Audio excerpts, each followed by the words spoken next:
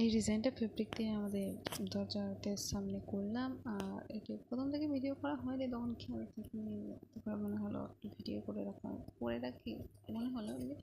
সাধারণত কোনো আঁকি না, আমি প্রফেশনাল কোনো ডিজাইনও করি না, আমি নর্মালি করলাম, সবাই করে বলে তাই একটু ভিডিও করলাম। কেমন হয়েছে একটু বলো সবাই, ভালো লাগলে কমেন্ট করো, লাইক করো, আমার চ্যানেলটি সাবস্ক্রাইব করে দিও।